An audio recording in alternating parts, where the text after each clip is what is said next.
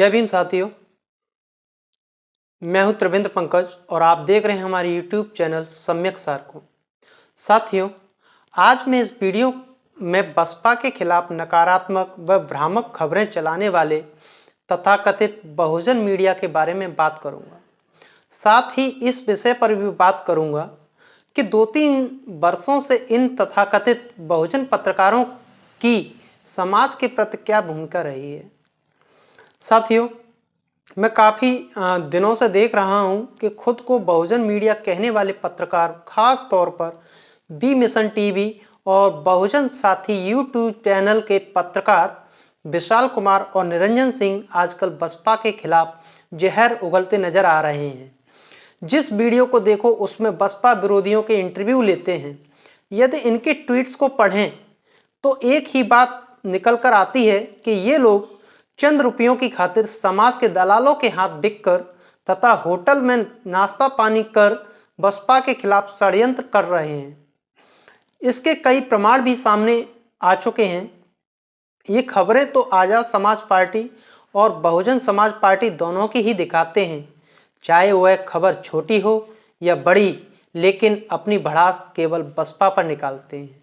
अभी हाल ही में हुए विधानसभा चुनावों में दोनों ही पार्टियों को असफलता हासिल हुई, लेकिन इन्हें तो अपनी भड़ास केवल बसपा पर निकालनी थी।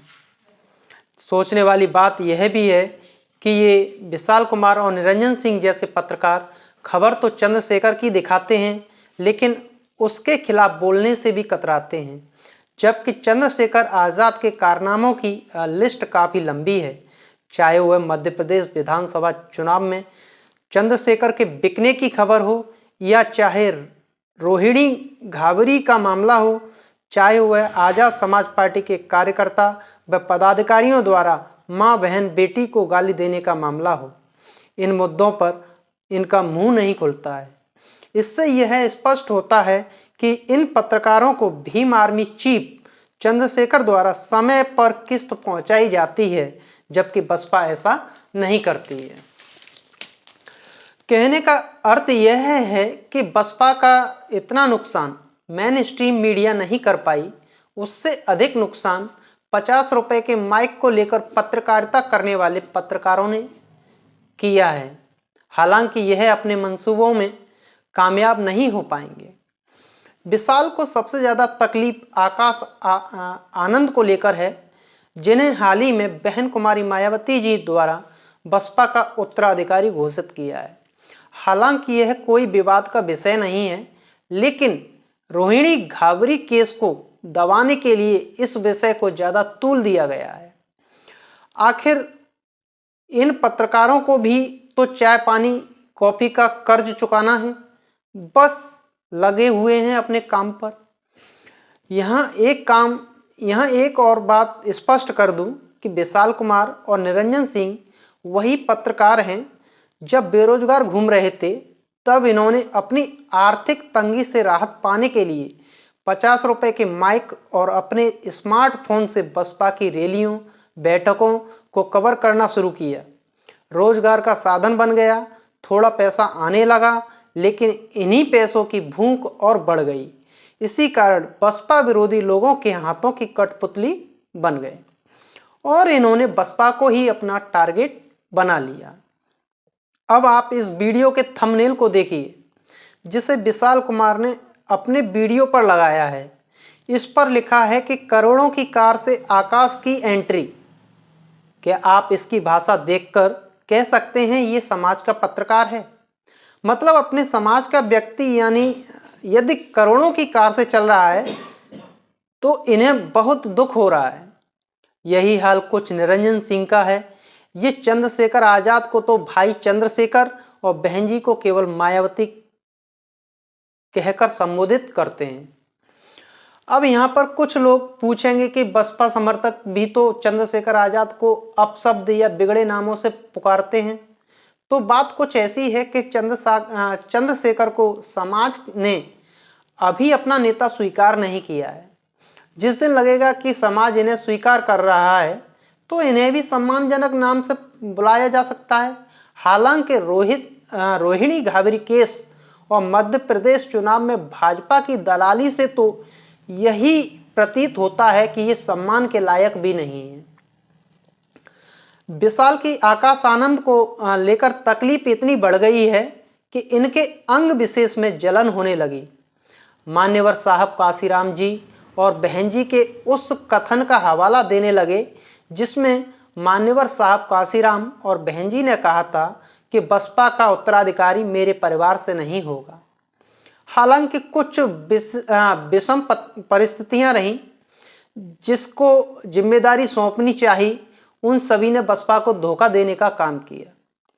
लेकिन खुद को समाज का निष्पक्ष पत्रकार कहने वाले कभी चंद्रशेखर के उस वीडियो का हवाला देकर यह पूछने की हिम्मत नहीं जुटा पाए कि आपने शादी न करने का प्रण लिया था, लेकिन आपने शादी की। पार्टी नहीं बनाऊंगा, राजनीति नहीं करूंगा, लेकिन आपने पार्टी भी बनाई और राजनीति भी की।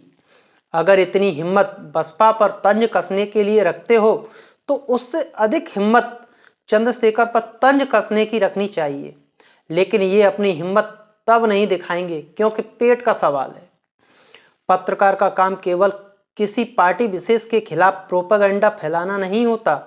एक पत्रकार का काम समाज में होने वाली छोटी बड़ी घटनाएं, उत्पीड़न, हक अधिकारों के मुद्दों को समाज के सामने रखना होता है। लेकिन ये तो सोशल मीडिया पर मात्र एक ट्रोलर बनकर रह गए। इनका काम सिर्फ ऐसे नेताओं और समाज को आपस में लड़ाना है और बसपा विरोधी परसेप्शन गढ़ना है। बसपा का इतना नुकसान मेन स्ट्रीम मीडिया नहीं कर पाई, उससे अधिक नुकसान इन पत्रकारों ने, रिपोर्टिंग करने वाले इन पत्रकारों ने कर दिया। मेन स्ट्रीम मीडिया वाले भी अपने न्यूज़ रूम में बैठकर ये सब देखते होंगे और जश्न मनाते होंगे। जब अपने ही बगावत करने पर उतर आए तो किसी समाज को बर्बाद करने के लिए दुश्मनों की जरूरत नहीं पड़ती। खैर, घर का बेदी लंका ढाए कहावत चरित्रार्थ है। विशाल, यदि तुम खुद को समाज का निष्पक्ष पत्रकार कहते हो तो दिखाओ वह खबर जिससे समाज को यह पता चले कि चंद्रशेखर आजाद और विनय रतन सिंह विश्व हिंदू परिषद के सदस्य रहे हैं। विशाल, दिखाओ वह खबर जिसमें चंद्रशेखर ने रोहिणी घाबरी को दिया शादी का झांसा। थंबनेल लगाओ रंगीला रावण। विशाल, दिखाओ वह खबर जिसमें मध्य प्रदेश चुनाव में चंद्रशेखर की पार्टी ने भाजपा से किया समाज का सौदा। थंबनेल लगाओ चंद्रशेखर बना समाज का सौदागर। विशाल, यदि तुम्हें खबर दिखाने का इतना ही शौक है और खुद को निष्पक्ष पत्रकार कहते हो तो दिखाओ वह खबर कि 2-3 वर्षों में बनी पार्टी पर इतना पैसा कहां से आया कि इस पार्टी के सुनील अस्तेर जैसे शीर्ष पदाधिकारी जो कि कल तक साइकिल से चलते थे, वह आज स्कॉर्पियो, बोलेरो जैसी गाड़ियों से चल रहे हैं और खुद चंद्रशेखर हेलीकॉप्टर से उड़ान भर रहे हैं। थंबनेल लगाओ आसपा की मददगार भाजपा सरकार। विशाल, यदि तुम्हें खबर ही दिखानी है तो दिखाओ वह खबर जिसमें सहारनपुर नगर निगम चुनाव में सपा से गठबंधन न होने पर भी सपा का किया प्रचार। भरी सभा में अखिलेश ने चंद्रशेखर को कहा छोटे नेताजी। थंबनेल लगाओ अखिलेश के छोटे नेता। विशाल, यदि तुम्हें खबर ही दिखानी है तो वह खबर दिखाओ जिसमें हनुमान बेनीवाल ने चुनावी रैली में चंद्रशेखर को कहा नौसिखिया नेता। विशाल, यदि तुम खुद को समाज का निष्पक्ष पत्रकार कहते हो तो दिखाओ वह खबर जिसमें चंद्रशेखर मनुवादी व्यवस्था का विरोध करते हैं और समाज को भड़काते हैं और खुद हवन करने बैठ जाते हैं। विशाल, चंद्रशेखर का इंटरव्यू लो और पूछो उनसे कि सब्बीरपुर कांड का दंश झेल रहे युवा व बड़े बुजुर्गों की कितनी आर्थिक मदद की। एक बार कांड का दंश झेलने वाले लोगों का भी इंटरव्यू लो, पूछो उनसे कि चंद्रशेखर ने तुम्हारी कितनी आर्थिक मदद की। विशाल, यदि तुम खुद को निष्पक्ष पत्रकार कहते हो तो पूछो चंद्रशेखर से कि एक काबिल वकील होने के बावजूद भी उन युवाओं का केस क्यों नहीं लड़ा जो तुम्हारे आंदोलन रूपी दंगों का दंश झेल रहे हैं, बरसों से जेल में बंद हैं? पूछो चंद्रशेखर से, उन्हें जेल से छुड़ाने की कोई पहल क्यों नहीं की? अगर तुम चंद्रशेखर से ये सवाल नहीं पूछ सकते हो तो समाज के नाम पर कलंक हो। थूकता हूं तुम्हारी पत्रकारिता पर।